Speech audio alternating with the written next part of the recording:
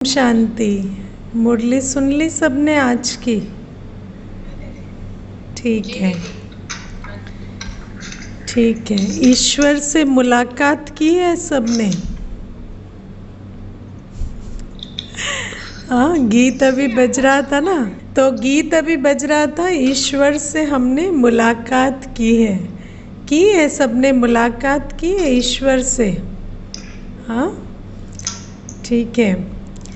मैं ना आज थोड़ा सोच रही थी तो मुझे एक बहुत इंटरेस्टिंग बात समझ आई कि हम लोग द्वापर युग से ढूंढते रहते हैं ना, तो हमारे अंदर एक प्रॉब्लम है, हमें ढूंढना आता है, ठीक है, लेकिन जब हम जिसे ढूंढ रहे हैं वो हमें मिल जाता है, उसके बाद क्या करना है वो हमें नहीं आता। है ना, ये एक संस्कार है कि हमें ढूंढना आता है। हम देखो, जैसे ही हम यंग होते हैं तो हम सोचेंगे कि हमें कोई ऐसा मिले, फिर हम ढूंढेंगे, है ना, लाइफ पार्टनर, लव ढूंढते हैं। फिर जैसे ही कोई ऐसा मिल जाएगा ना, फिर उसके साथ कैसे चलना है वो हमें नहीं आता, है ना। इसीलिए हम जैसे ही शादी हो जाएगी या जैसे ही वो जो संबंध है वो बन जाएगा, उसके बाद we don't know how to operate with the other person, इसीलिए उसके बाद द प्रॉब्लम स्टार्ट्स। तो we know how to search but we don't know what to do when we find. इसीलिए ये प्रॉब्लम जो है ये हमारे रिलेशनशिप्स में रहती है, एंड क्योंकि बाबा के साथ भी रिलेशनशिप है तो ये प्रॉब्लम बाबा के साथ भी रहती है, because we don't know what to do when we find somebody. तो हम भक्ति में बाबा को ढूंढते थे and it was good, fine, ढूंढते रहते थे, मंदिर में धक्के खाते रहते थे, इधर उधर जाते थे, तीर्थों पर जाते थे, है ना, वो सब तक ठीक था। फिर जब वो हमें मिल गया तो अब रिलेशनशिप निभाना वो हमें नहीं पता, क्योंकि वो संस्कार हमारे अंदर नहीं होता है। Do you agree with this? ये एक बहुत बड़ी प्रॉब्लम है ना, how to be with the other person, है ना, कि हम किसी की विशेषता देखें या उस रिलेशनशिप में हमें किस तरह से म्यूचुअली ग्रो करना है ये देखें। ये बेसिकली ऑन अ संस्कार लेवल हमारे साथ लैकिंग होता है, और इसीलिए जब हमें बाबा मिलता है तो फिर बाबा हमें पहले जैसे हर रिलेशनशिप में होता है ना कि जो आपको बिलवेड मिलता तो वो आपको गिफ्ट्स देते, वो आपको सब कुछ देते, ऐसे बाबा हमें कोर्स कराता, नए नए ज्ञान के रतन देता, और हम बहुत एक्साइटेड होते, ओके आज तो मुझे ये वाली नई बात पता चली, फिर वो वाली भी पता चली, फिर उसके बाद हमें तीनों लोकों का ज्ञान देता, तीनों कालों का ज्ञान देता, हम एक शॉर्ट मेडिटेशन करते, हमें बहुत अच्छा लगता है, और उसके बाद हमें नहीं पता इसके आगे क्या करना है, तो हम रोज़ वो पीक एक्सपीरियंस ढूंढते रहते हैं। जैसे आप कोर्टशिप के टाइम पे पीक एक्सपीरियंसेस होते हैं, तो then you move with that expectation कि एवरी डे आपको एक पीक एक्सपीरियंस होगा, बट देन फिर बाबा कहते नहीं, now be with me, now I have introduced myself to you, now you know me, now you have to be with me, and being with somebody is not a peak experience, it's a beautiful experience, and there is a difference between a peak experience and a beautiful experience, है ना। जैसे हम लोग हमेशा सोचते हैं कि हम किसी से मिले तो एस्टैटिक हो, वो डिलाइटफुल हो, वो कुछ अमेजिंग हो, लेकिन ऐसा नहीं होता। जैसे किसी साथी के साथ हम रहते हैं तो फिर उसके साथ हमें रोज़ कोई एक्स्ट्रा कुछ नहीं मिलेगा या कोई एस्टैटिक मोमेंट नहीं होगा, but just being with somebody and being in a loveful state, in a peaceful state, in a happy state, we don't know how to do that. तो ऐसे ही बाबा के साथ भी रहना हमें नहीं आता, क्योंकि बाबा हमें कोई, वैसे तो बाबा हमारे को कोई तंग नहीं करता, या कोई जैसे मनुष्य हमारे साथ कर्म बंधन में जुटे होते तो उस हिसाब से वो कभी कभी हमारे को विघ्न भी डालते या कोई ऐसा भी काम करते, लेकिन बाबा तो हमेशा सुख का सागर, प्रेम का सागर रहता। बट द थिंग इज़, हमें सुख के सागर, प्रेम के सागर के साथ सुख स्वरूप, प्रेम स्वरूप होकर रहना भी नहीं आता, है ना। तो फिर हम कहते हैं अच्छा अभी मैं आपके साथ बैठी हूँ, अब बाबा मुझे कुछ अनुभव कराओ। बट द थिंग इज़, बाबा के साथ रहना ही अनुभव है ना। बट हम कहते हैं नहीं नहीं, अभी तो आधा घंटा हो गया, अभी मुझे कुछ अनुभव कराओ। बट अनुभव क्या है? अनुभव तो बाबा के साथ होना ही अनुभव है ना, लेकिन उसको हम कभी कभी महसूस नहीं कर पाते, क्योंकि हमारी ये जो सटल फीलिंग्स हैं उनको फील करने की एबिलिटी कहीं ना कहीं खो गई है। हम बहुत और वास्तव में अगर देखा जाए तो पीस, लव, हैप्पीनेस, ये कोई ऐसे बहुत हाई इंटेंसिटी फीलिंग नहीं होती, दे आर वेरी सटल। तो सटल फीलिंग को रेलिश कर पाना या उस सटल फीलिंग को एंजॉय कर पाना, वो कैपेसिटी हमारे अंदर नहीं है। हम लोग कहीं घूमने भी जाते हैं तो जैसे नेचर के पास बैठेंगे, फिर नेचर के पास 15 मिनट बैठेंगे, फिर कहेंगे अब क्या करना है, अब कहाँ जाना है, अब कहाँ ट्रैकिंग करनी है, अब कहाँ अपनी, है ना, घुटनों को दर्द करना है, अब कहाँ पर वो थोड़ा स्ट्रेन होगा तो थोड़ा फील होगा। तो हमारी जो कॉन्सेप्ट ऑफ फीलिंग है वो है हाई इंटेंसिटी फीलिंग। और वो जो हाई इंटेंसिटी फीलिंग है, जिसको यूजुअली मैं कहती हूँ manic depressive. So you either want to be very sad and feel that sadness, or you want to be, you know, in mania। और वो जो मैनिक डिप्रेसिव स्टेट है, वो जो दो पोलर स्टेट्स है, उसी को हम फील कर पाते हैं। बाकी जो सटल फीलिंग है उसको हम रिलिश कर पाए, वो सटलिटी आत्मा ने कहीं ना कहीं खो दी है। तो जब हम ढूंढते हैं तो उसमें तो वो जो पीक एक्सपीरियंस होता है ना, कि अभी झलक दिखी, अभी साक्षात्कार हुआ, अभी ढूंढने गए, अभी तीर्थ पे गए, अभी कुछ जो है हाई वोल्टेज किया। लेकिन जब हमें बाबा मिल जाता है तो फिर बाबा हमें, क्योंकि बाबा तो बहुत सूक्ष्म, अति सूक्ष्म है ना। बाबा कैसा है?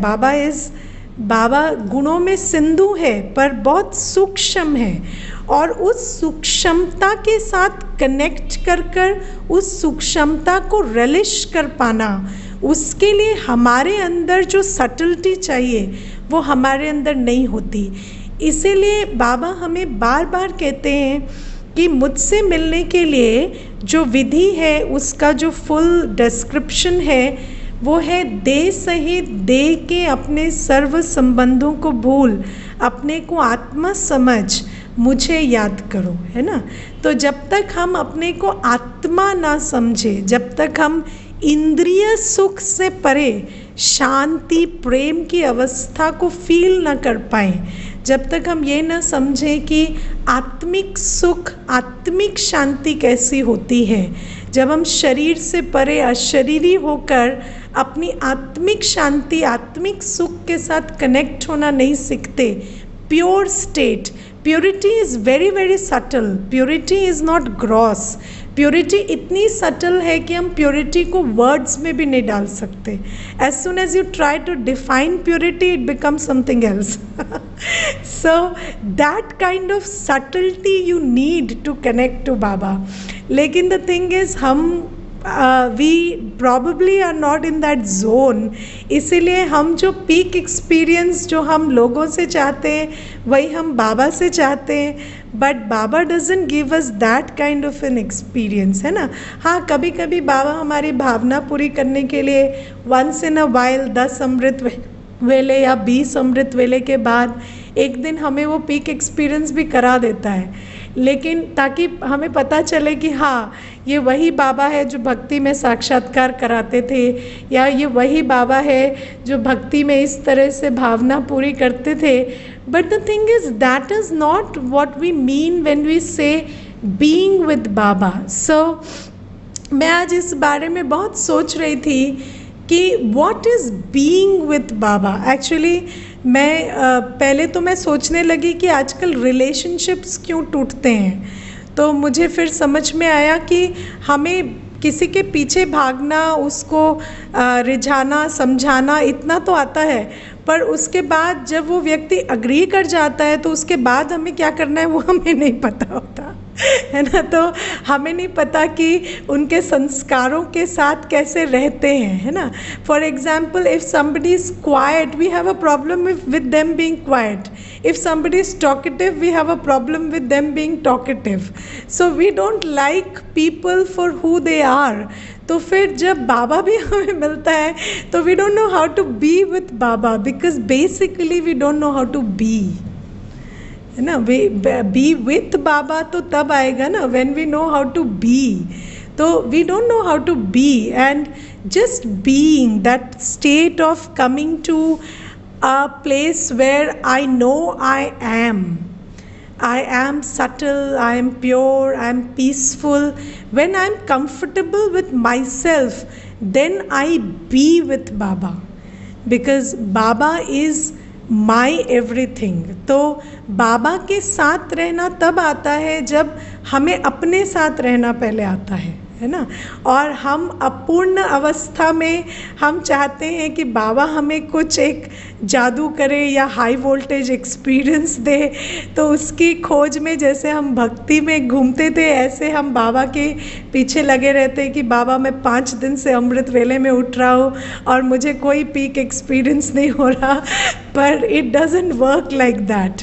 तो मैं आज इसी बारे में बहुत सोच रही थी कि हमें शायद किसी के साथ रहना ही नहीं आता. We just don't know how to be with somebody. And हम किसी के साथ तो तब रहेंगे ना when we just know how to be. तो ये जो, और मैं किसी का अनुभव सुन रही थी अभी 1-2 दिन पहले, तो उन्होंने कहा कि मेरा योग ऐसा कुछ खास नहीं लगता, लेकिन मुझे बस दिन भर में बाबा की बातें याद आती रहती है और मैं मुस्कुराती रहती हूँ कि आज बाबा ने मुझे ऐसा कहा और मुझे ऐसा कहा. तो मैंने कहा और योग क्या होता है? योग तो यही होता है कि आप बाबा को याद किए और बाबा की कोई बात आपको, कोई बड़ा रीज़न थोड़ी चाहिए.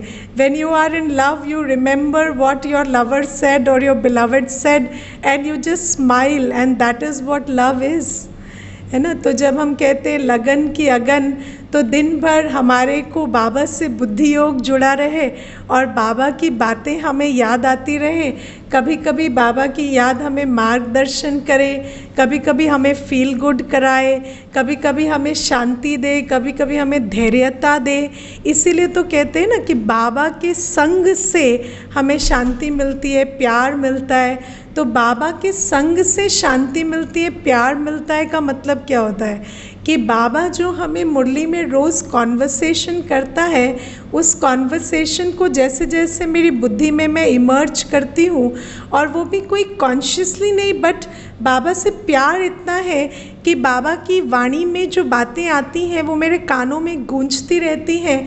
और फिर उन ज्ञान की, उन प्यार भरी, उन सुख देने वाली, उन शक्ति भरने वाली जो बाबा की बातें हैं, जो बाबा के महावाक्य हैं, वो जैसे ही मेरी बुद्धि में दोबारा घूमते तो मेरे मन को वो रिन्यूड एक्सपीरियंस होता, शक्ति का, प्यार का, शांति का, इन कंट्रोल होने का, स्टेबल होने का.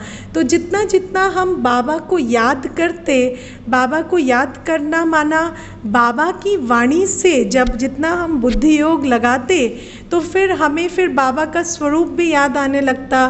फिर कभी बाबा कहता कि तुम तो मेरे साथ परमधाम में ज्योति बिंदु के रूप में रहते थे, तो हमें वो याद आ जाता और हम उस जोन में चले जाते और बिंदु बन के बाबा के पास रहते. So this is a relationship and an effortless relationship, जिसको बाबा कहते हैं ये सहज राजयोग है ना. और क्योंकि बाबा ने सहज का एक रीज़न भी हमें ये बताया कि मोहब्बत में मेहनत नहीं होती. तो तो बाबा ने हमें कहा कि बस तुम्हें करना ही क्या है, तुम्हें मुझे प्यार करना है। तुम मुझे ढूंढ रहे थे, मैं तुम्हें मिला, नाउ यू रिकग्नाइज कि मैं वही हूँ, है ना। जब बाबा के पास बच्चे जाते थे तो ब्रह्मा बाबा एक प्रश्न पूछते थे कि बच्चे तुम पहले भी कभी आए हो? तो जो बच्चा कहता हाँ मैं 5000 वर्ष पहले भी आया हूँ, तो बाबा कहते तुम पास हो गए। तो दिस इज़ रिकग्निशन कि मैंने रिकग्नाइज कर लिया मैं वही आत्मा हूँ, ये वही बाबा है, and then the love story begins. इससे ज़्यादा कुछ भी नहीं है। It is so simple. लेकिन the problem is with our संस्कार, और हमारा संस्कार ये है कि हम जिसे ढूंढते हैं वो जब हमें मिल जाता है तो हमें क्या करना है वो हमें पता नहीं होता। तो मुझे याद है जब हम लोग मर्चेंट ऑफ वेनिस पढ़ते थे, शेक्सपियर का प्ले है, तो उसमें शेक्सपियर एक बात कहते हैं कि जो घोड़ा होता है उसको आप एक ही रास्ते पे एक बार चला दिए, फिर दोबारा उसी रास्ते पर चलाओ तो वो उतने उमंग से वही रास्ता नहीं चलता। या एक व्यक्ति जो है एक प्लेट जो भोजन है वो खा चुका है, फिर उसी उमंग से दोबारा उस प्लेट का भोजन नहीं खाता, है ना। तो same thing, if you are given twice you don't relish it. So this is the problem. But the thing is, our relationship has to be relished every day, continuously, with the same person, with the same entity, and you have to have a renewed experience based on recognition. ऐसा नहीं कि हमें कोई रोज़ कोई नया test आएगा या नया कुछ आएगा, लेकिन जानना कि ये वही बाबा है, ये मेरा सर्व संबंधी है, कल्प कल्प मुझे पतित से पावन बनाने वाला है। जितना हम वो कौन है इसको बुद्धि में चलाएंगे तो फिर बाबा के साथ हमारा वो जो संबंध है वो गहरा होता जाता है ना। तो ये जो संस्कार है जिसके बारे में शेक्सपियर ने भी कहा ना कि हमें हमेशा न्यूनेस चाहिए होती है, और हम सोचते हैं कि हमेशा एक नया कुछ मिले, लेकिन life is not like that. और इसीलिए शायद हम सेम जॉब को, मैंने देखा कि लोग जब जॉब ढूंढते हैं तो कितनी मुश्किल से ढूंढते हैं, लेकिन जब वही जॉब 1 महीना हो जाता, 2 महीना हो जाता, तो फिर कहते हैं अरे ये जॉब तो बड़ी मुसीबत है। तो क्यों? तो आप ही ने तो ढूंढी थी ना। आप तो कहते थे मैं जॉबलेस हूँ and when I get this job I will be on the 7th heaven. तो अभी क्या हुआ, है ना। तो ये जो being with a job, being with a person, being with Baba, ये संस्कार हमें डेवलप करना है। एंड हमें कोई रोज़ बाहर से कुछ नया नहीं मिलेगा, बट हमें renewed experience through renewed recognition. Every day we have to create this recognition, reinforce this recognition कि ये वही है ना, ये वही है जिसे मैं ढूंढ रही थी, ये वही है जो मुझे मिला है ना। ग्रैटिट्यूड जिसको कहते हैं, that is gratitude is based on reinforced recognition कि ये वही है जिसको मैं तलाश रहा था, ये वही है जो मुझे मिला है। और जितना जितना हम इस फीलिंग को बढ़ाते हैं तो बाबा के साथ हर मोमेंट प्रेशियस होता जाता है। And same with every person that you are with और wherever you are, we have actually worked for these relationships, right. लेकिन आज जब वो हमें मिल गए तो वो हमें अच्छे नहीं लगते, है ना। क्यों? क्योंकि जैसे ही हम मिलते जाते हैं तो वो ऑर्डिनरी हो जाता, और फिर ऑर्डिनरी के बाद अपने ही संस्कारों के हिसाब से हमें अवगुण भी नज़र आने लगते। और यज्ञ में भी कहीं ना कहीं यही होता है, क्योंकि अवगुण देखने का संस्कार होता है। तो पहले तो बाबा के पास आते हैं बहुत प्यार से, और फिर बोलेंगे यज्ञ में तो ये प्रॉब्लम है, या ये बात जो है ये ऐसी नहीं होनी चाहिए, ऐसी होनी चाहिए, और मैंने तो ये नहीं सोचा था कि यहाँ ऐसा भी होता होगा। लेकिन सबसे बड़ी बात है आपने तो कुछ भी नहीं सोचा था, आपने सोचा था कि भगवान मिलेगा, तो वो भी तो मिला ना। तो फिर सारा कुछ एक्स्ट्राऑर्डिनरी हो रहा है, तो फिर ये भी तो होगा ना कि जो मनुष्यों के लिमिटेशंस हैं वो भी दिखाई देंगे। बट द थिंग इज़, हमारा ये जो संस्कार है ये हमारा निजी संस्कार होता है। पहले lack of recognition, then lack of appreciation, and then our tendency to see defects, हम हमेशा कमी कमज़ोरियाँ देखते हैं और फिर धीरे धीरे वो कमी कमज़ोरियाँ हमारी बुद्धि में हावी होती जाती हैं। हम बाबा की पूरी मुरली याद नहीं रखेंगे, लेकिन कोई बात जो हमें अच्छी नहीं लगी उसको हम 50 बार रिपीट करेंगे अपनी बुद्धि में। तो ये मनुष्य जो दुखी होता है या सुखी होता है वो अपने संस्कारों के आधार से ही होता है। और जब बाबा भी हमें मिलता है तो मैं समझती हूँ ये जो बाबा रोज़ रोज़ मुरली में कहते हैं ना कि हम नंबरवार बाबा को पहचानते हैं, क्योंकि बाबा तो वही है, हर आत्मा के लिए बाबा वही है, लेकिन बाबा को हम समझते हैं अपने संस्कार के फिल्टर के हिसाब से। तो जिसके अंदर ग्रैटिट्यूड होता, जिसके अंदर रिकग्निशन होता, जिसके अंदर अप्रिसिएशन होता और जिसके अंदर रोज़ रोज़ बाबा को बाबा के मिलने की जो ये जो एक्स्ट्राऑर्डिनरी गिफ्ट हमें ड्रामा में मिली उसको वो रोज़ रोज़ स्मृति में लाकर सिमरन करता, उस आत्मा को बाबा से मिलने की बहुत खुशी होती।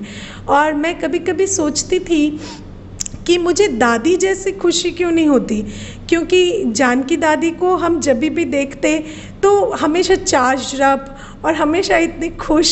तो मैं कभी कभी सोचती थी कि दादी को जैसी खुशी होती है हमें क्यों नहीं होती, क्या दादी को बाबा कुछ एक्स्ट्रा देता है जो हमें नहीं देता है ना। तो मुझे पता चला कि वो बाबा में डिफरेंस नहीं है, दादी में और हमारे में डिफरेंस है ना। तो बाबा को जैसे दादी शुक्रिया करती है, जैसे बाबा के मिलने की बात को आप देखो, दादी को मैंने देखा जब एक बार हम लोग मधुबन में बैठे थे और दादी क्लास कराने आई, तो फिर मैंने दादी की क्लास में एक चीज़ नोटिस की कि दादी ने जितना समय बाबा के साथ बिताया साकार में, जैसे दादी की पूरी ज़िंदगी में वो टाइम फ्रीज़ हो गया था।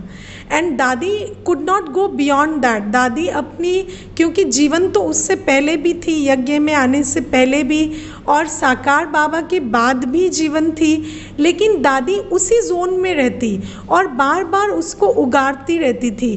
तो दादी के पास जब भी बैठेंगे तो दादी उस पीरियड में चली जाती हैं। तो this is the choice that the soul takes. So being with Baba is a choice that we take, and it is being and it is very much dependent on our संस्कार।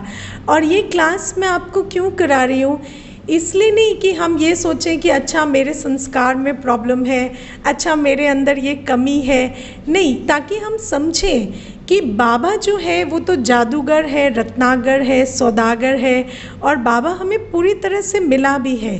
बट हमें अपने संस्कारों पे काम करना है ताकि हम ये जो एक्स्ट्रा ऑर्डिनरी इवेंट है इसको ऑर्डिनरी ना समझ लें, है ना। और मैंने ये देखा है कि मेरे साथ एक बार एक ऐसा इंसिडेंट हुआ कि एक माता आती थी, तो उस माता ने जब वो मेरे पास आई तो मुझे कई दिनों तक कहती, दीदी आपके जैसा तो ना हमें कभी कोई मिला ही नहीं, आपकी बातें सुनकर तो दिन चार्ज हो जाता, आपको ऐसा होता ऐसा होता ऐसा होता।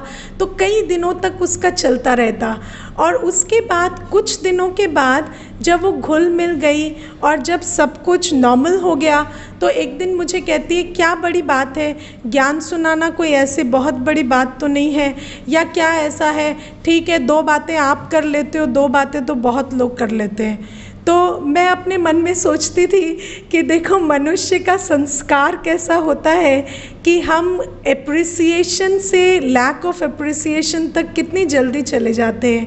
And it has got nothing to do with me or with Baba or anybody else, it is just the soul sanskar. और हम सब जो इस इतने बहुमूल्य जो इवेंट है बाबा का हमारे जीवन में आना, बाबा के अपने ज्ञान रत्न हम आत्माओं की झोली में भरना, हर समय बाबा हमें जो अपने प्यार शांति शक्ति के सागर से सींचता है, उस इवेंट को हम ऑर्डिनरी समझ लेते हैं जस्ट बिकॉज हमारे अंदर ये कुछ संस्कार नहीं है ग्रैटिट्यूड के, एप्रिसिएशन के, रिकग्निशन के, है ना। और हम जो ये ढूंढते रहते हैं ना हमारी आस कि रोज़ कुछ पीक एक्सपीरियंस हो, ये हमारे जो संस्कार है ये हमें बहुत बाधा डालते हैं। इसीलिए मैं चाहती थी कि आज मैं इस बारे में थोड़ी बात करूं, ताकि हम हर एक इन बातों को पहचाने कि हम क्यों बाबा को हर एक डिफरेंटली महसूस करते हैं, है ना। और यदि हम बाबा के साथ जो हम मिले वो पहले दिन को भी याद करें। कई बार बाबा हमें कहते हैं कि तुम याद करो जो मैंने तुम्हें अनुभव दिए, तुम याद करो जो तुम मुझे मिले तो तुम्हें क्या क्या ज्ञान के रत्न मिले, उन रत्नों को तुम बार बार अपनी बुद्धि की तिजोरी खोलकर दोबारा निहारो। जैसे तुम अपनी नॉर्मल तिजोरी खोलकर अपने रत्नों को निहारते हो और रिन्यूड खुशी होती है ना, ऐसे तुम अपनी तिजोरी खोलकर निहारो। मैंने देखा एक बार मेरी एक फ्रेंड का फ़ोन आया तो वो बहुत खुश थी लॉकडाउन में, तो मैंने उसको पूछा कि आज इतनी खुश क्यों लग रही हो। वैसे मैंने कहा कि वैसे मुझे कोई आपत्ति नहीं है तुम्हारे खुश होने में, इट इज़ गुड कि खुश हो, लेकिन अनयूजुअली खुश हो, तो ऐसा क्यों।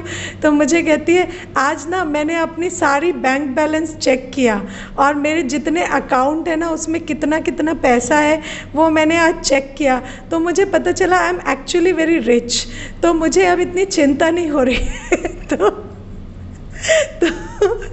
तो अब आप देखो कि वो जो आत्मा है उसने एक दिन चेकिंग की कि मेरे पास क्या क्या है, तो मुझे कहती है मैंने तो अपना CPF भी जोड़ लिया और PPF भी जोड़ लिया और अब मुझे पता चलता है कि हाँ मैं बहुत सेफ़ हैंड्स में हूँ और मेरे पास काफ़ी पैसा है, मैं लॉकडाउन भी सर्वाइव कर सकती हूँ और उसके आगे भी कर सकती हूँ, तो इसीलिए मुझे और चिंता नहीं हो रही। तो आप देखो कि कभी कभी अपना बैंक अकाउंट चेक करने से भी कितनी खुशी हो जाती है।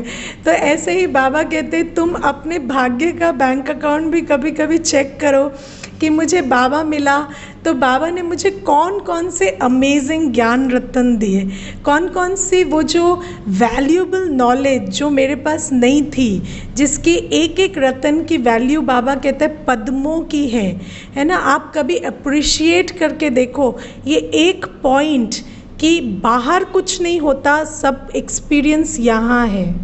It is not the reality, it is my version of the reality that I experience. ये कितनी पावरफुल बात है। और जब आप इस ज्ञान रत्न को उगार कर देखते हैं तो आपको कितनी खुशी होती है दोबारा। तो कई बार बाबा से हमें इतने अनुभव के खजाने मिले, इतने ज्ञान रत्न मिले, इतना प्यार मिला, साथ मिला, इतना सपोर्ट मिला। हम उन बातों को कभी कभी जब उगार कर देखेंगे तो हमें बहुत अच्छा लगेगा। लेकिन बात यह है कि हम रोज़ जो मिला उसको तो टेकन फॉर ग्रांटेड ले लेते। और मैं हमेशा अपने हैप्पीनेस के सेशंस में ये क्लास ज़रूर कराती हूँ कि हैप्पीनेस के लिए हमारी जो सबसे बड़ी बाधा है, why we people are not happy, is because of this one thing, we take things for granted, है ना। जैसे हमारे को अगर 4 लोग प्यार करते हैं तो हम कहेंगे अच्छा जी उन 4 की तो ड्यूटी है मुझे प्यार करना, वो जाएंगे कहाँ, वो तो मजबूर है, उनका तो कोई है नहीं तो वो मुझे प्यार करते हैं। और वो जो एक जो मुझे थोड़ा बहुत प्यार करता भी है पर पूरा उस तरह से नहीं जैसा मैं चाहता हूँ, उसके लिए हम अपना सर पीटते रहेंगे कि ये ऐसा क्यों नहीं करता, ये ऐसे मेरे हिसाब से क्यों नहीं चलता, ये वो शब्द क्यों नहीं बोलता जिसको मैं सुनना चाहता हूँ। तो प्रॉब्लम क्या है, we don't count our blessings, we take things for granted. हमारे जीवन में जितनी भी प्राप्तियाँ होती हैं उनको हम फॉर ग्रांटेड लेते हैं और जो हमें नहीं मिलता हम उसमें जो मुझे ये नहीं मिला, मुझे ये दुर्भाग्य हुआ, ये कमी रही, उसमें हम चलते रहते हैं। ऐसे ही हम बाबा के साथ भी करते हैं क्योंकि आत्मा बाबा के साथ मिलती तो तकदीर से है, लेकिन फिर उस तकदीर के साथ उसको संस्कार भी मिले होते हैं तकदीर अनुसार। और फिर उन संस्कारों पर यदि हम मेहनत नहीं करते तो वो संस्कार हमारे तकदीर का जो अनुभव है वो हमें करने से कहीं ना कहीं रोक देते हैं। और इसीलिए it is very very important कि हम अपने ये जो संस्कार हैं जिनके कारण हमने सारे संबंधों को कर्म बंधन बना दिया। वैसे तो हम चाहते तो कलयुग में भी हम अगर ग्रैटिट्यूड रखते, अप्रिसिएशन रखते तो जैसे लॉ कहता है wherever attention goes energy flows and that thing grows, तो हो सकता है यदि जो हमारे सहयोगी नहीं भी हैं उनको भी हम सहयोगी के रूप में देखते तो हो सकता है वो भी सहयोगी बन गए होते अभी तक। लेकिन प्रॉब्लम ये है, ये जो हमारे संस्कार हैं इन्हीं के कारण हम कलयुग है, और फिर इन्हीं कलयुगी संस्कार के साथ हमें बाबा मिलता है, और फिर हम बाबा को भी कुछ दिन अप्रिशिएट करते और फिर छोड़ देते हैं। तो इट इज़ टाइम कि हम बाबा से जो मिलता है उसके आधार से अपने संस्कार को परिवर्तन करें। और जब हमें बाबा से जो ज्ञान मिला, बाबा से जो सब कुछ मिला, उसके आधार से हम अपने संस्कारों पे काम करेंगे। फॉर एग्ज़ाम्पल आज ये क्लास भी तो आपको बाबा से ही मिल रही है ना। तो क्योंकि ये तो मेरी बुद्धि में नहीं था, मैं तो कभी सोचती भी नहीं थी इस दिशा में, लेकिन आज बैठे बैठे जैसे एक बल्ब जला और बाबा ने कहा जाओ भाई बच्चों को ये बात जाननी है, तो ये बात आज आपको बताई तो आप शेयर करो। तो ऐसे ही ये जो बाबा से हमें रोज़ एक एक डायरेक्शन मिलते जाते, हम इन डायरेक्शंस को यूज़ करें। और इसीलिए बाबा ने हमें बार बार कहा है कि मैं दाता हूँ, लेकिन मेरा देना कोई कृपा या आशीर्वाद के रूप में नहीं होता। मेरा देना इस हिसाब से है कि मैं तुम्हें कर्म की गति सिखाता हूँ। और बाबा हमें यही कर्म की गति सिखा रहे हैं आज भी, कि हम अपने संस्कारों को रिविज़िट करें। कितना हमारे अंदर लैक ऑफ एप्रिसिएशन है, कितना हमारे अंदर लैक ऑफ रिकग्निशन है, हम पहचान के भी भूल जाते हैं, है ना। बाबा कहता है कि तुमने एक बार बाबा मम्मा कहा तो कभी भूल सकते हो क्या। लेकिन बाबा को ये भी पता है कि कलयुग में बच्चे अपनी माँ और बाप को भी कह देते हैं कि तुम कौन, मैं नहीं जानता। तो फिर इतना लैक ऑफ ग्रैटिट्यूड वाला संस्कार जो हमारा है, उस संस्कार के साथ यदि हमें बाबा के साथ संबंध में आना है तो कुछ तो हमें अपने संस्कार को परिवर्तन करना होगा। इसीलिए बाबा रोज़ मुरली में कहते हैं एफर्ट, मेहनत, है ना। और मेहनत किस चीज़ की? मेहनत अपने संस्कार को परिवर्तन करने की, मेहनत बाबा के साथ को रिकग्नाइज करने की, मेहनत बार बार बाबा की महिमा गाने की, मेहनत जो बाबा ने हमें दिया उसको अप्रिशिएट करने की। ऑल राइट, तो ये बात मैं थोड़ा आपके साथ शेयर करना चाहती थी।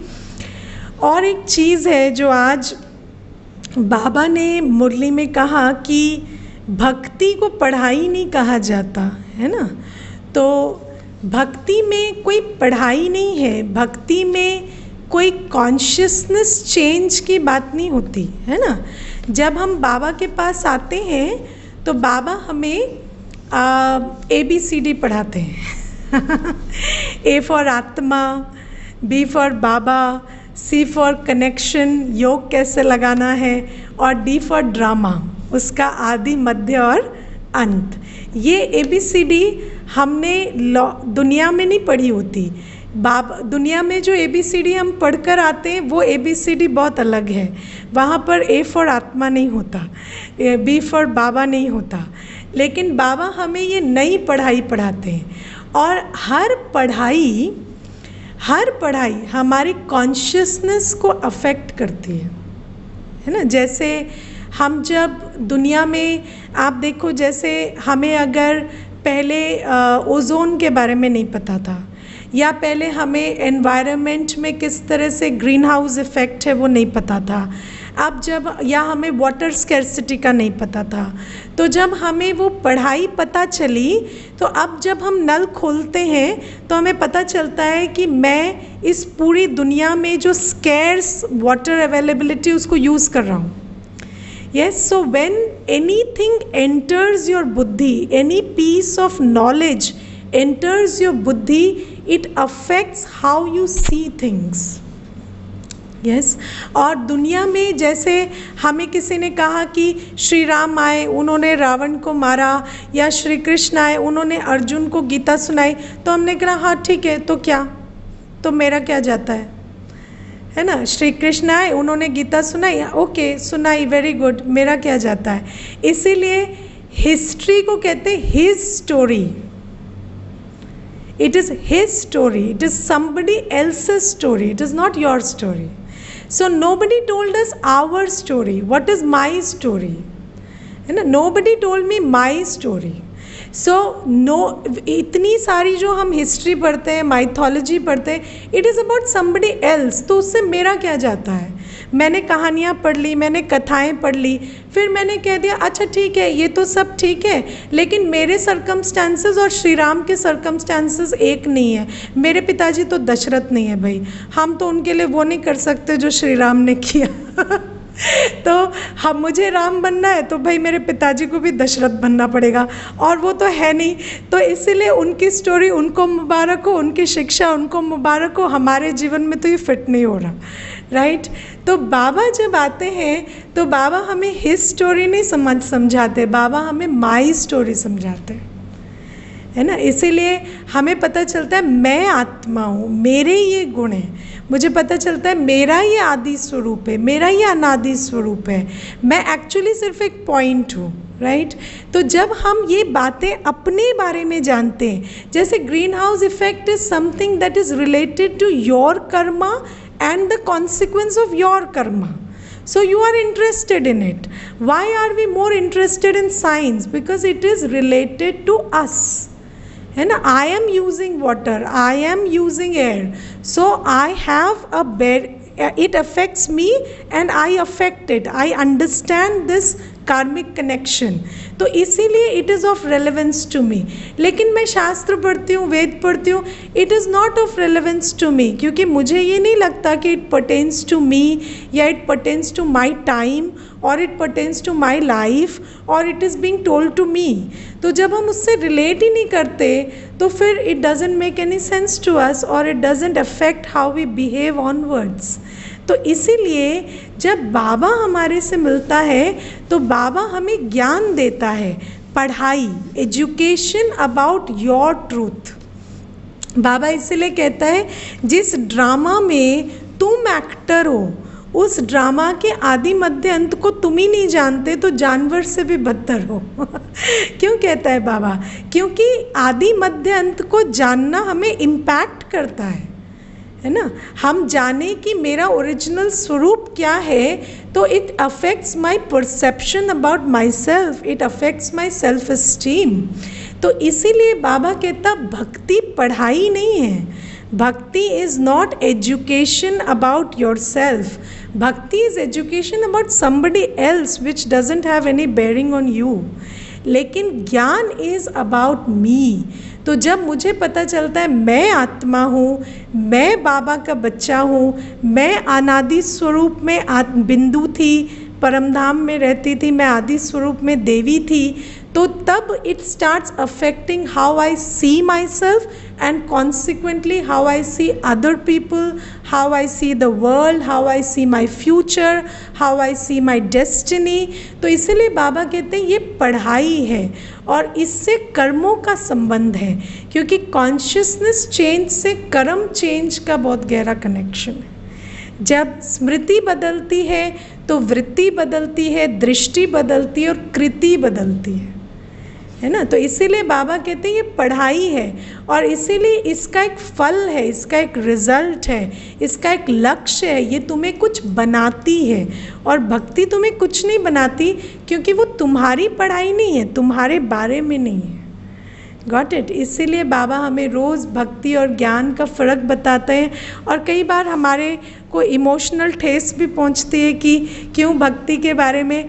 बट आज समझ में आया ना, if you read his story it doesn't affect your behaviour, but if you know your story it affects your behaviour and how you see your self. Okay, तो इतना ही सुनाना था आज. और एक प्रश्न था कि आज बाबा कहते हैं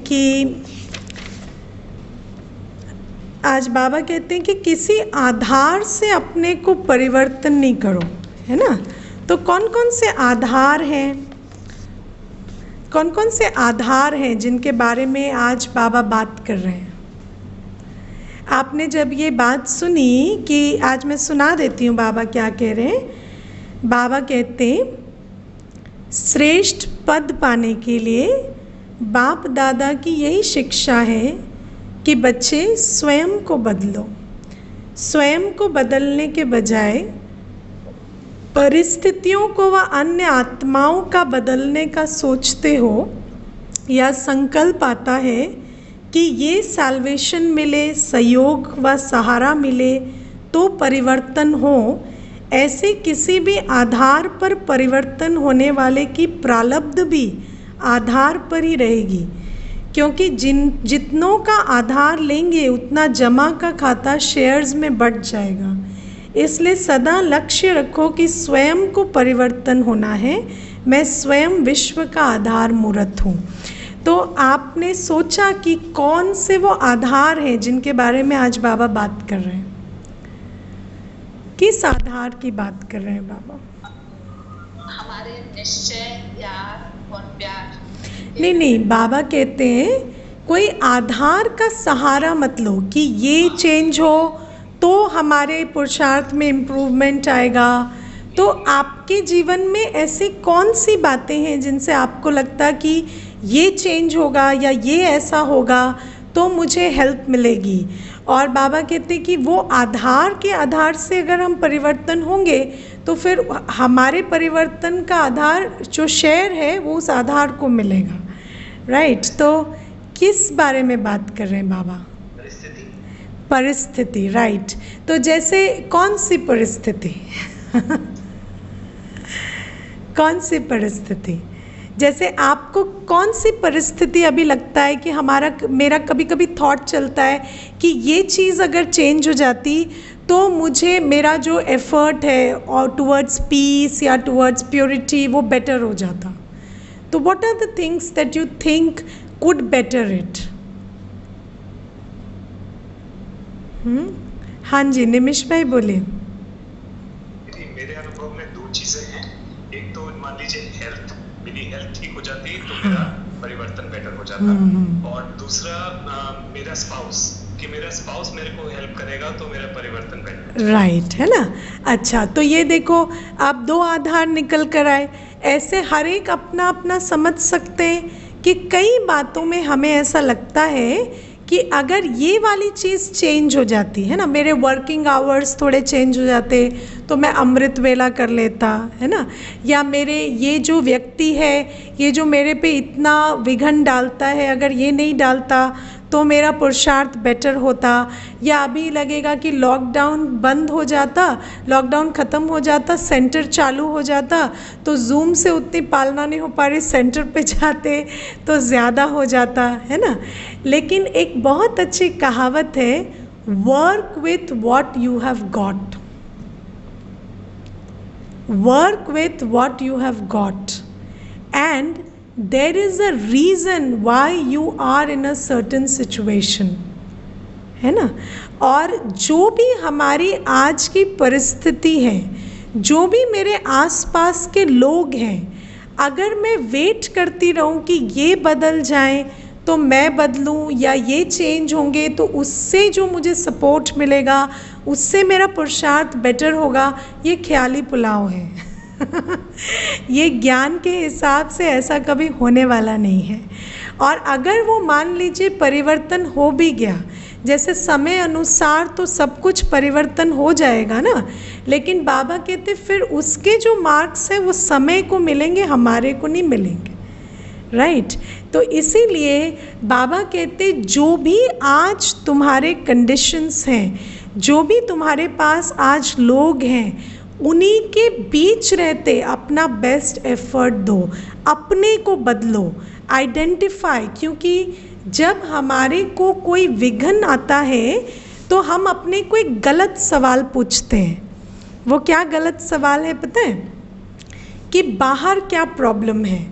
हमें सवाल पूछना चाहिए मेरे अंदर क्या प्रॉब्लम है जिसके कारण मेरा वो कौन सा संस्कार है या कौन सी शक्ति की कमी है जिसके कारण मुझे ये चीज़ विघन जैसी लगती है। राइट। और जब हम उस संस्कार को पहचानेंगे, और पहचानेंगे कब? जब अपने आप से सही सवाल पूछेंगे। मैं कभी कभी सोचती हूँ कि drama is also like Google, है ना। तो आपने कभी देखा है कि मैंने ना ये बहुत पहले फिगर आउट कर लिया था कि गूगल पे जो जवाब आते हैं ना वो आपके सवाल पे डिपेंड करते हैं। तो जैसे मुझे ये जानना होता है, जैसे मुझे कुछ खाना है, मैंने सोच रखा है, तो मैं पूछती हूँ is this good for health, तो it gives me all the reasons why it is good for health. And then if I don't want to eat something, I want to discourage myself, so I ask why is this bad for health, and it gives me 100 reasons why it is bad for health. So this is how you ask Google. And similarly, if you ask drama also, if you ask Baba also that मेरे अंदर क्या कमी है, तो आपको अपनी कमी पता चलेगी। और अगर आप पूछेंगे परिस्थिति में क्या कमी है, तो आपको परिस्थिति की कमी पता चलेगी। तो जब आप अपने को सही सवाल पूछेंगे, अब आपको पता है विजडम की निशानी क्या होती है, you start asking the right questions.